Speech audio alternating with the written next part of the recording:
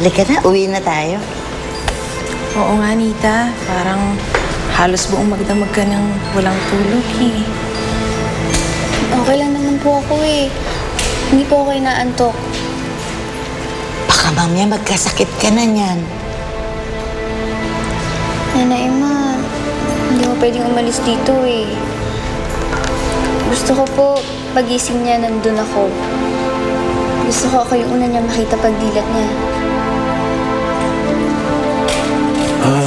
Kumusta na si Mira? O, Ben. Hindi pa rin nagigising eh. Pwede mo siya masilip na may ma? Amanda? Halika, samahan ka namin. Tsaka lang.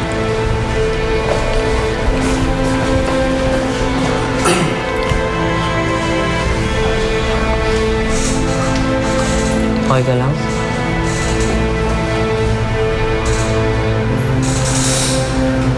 Alam mo, Nita, nung nakakulong si tatay, di ba pinupuntahan mo ko? Kahit na galit ako sa'yo nun, pinapalakas mo loob ko. Kaya ibabalik ko naman yung pagdamay mo sa akin.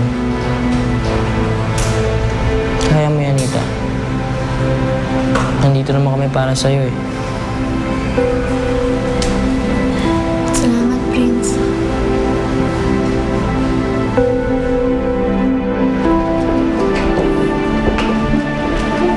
Okay naman ang lahat. Pag may mga changes, ipatawag mo ako.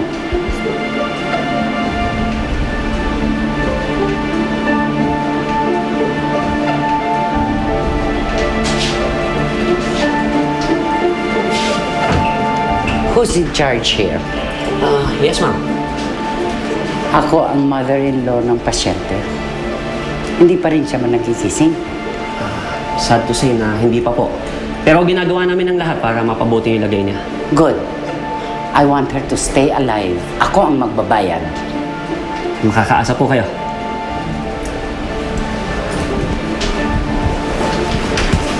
Okay ba itong ospital? Yung facilities? Mukhang okay naman. Ayoko makulong si Arturo. And I don't want Mira to die.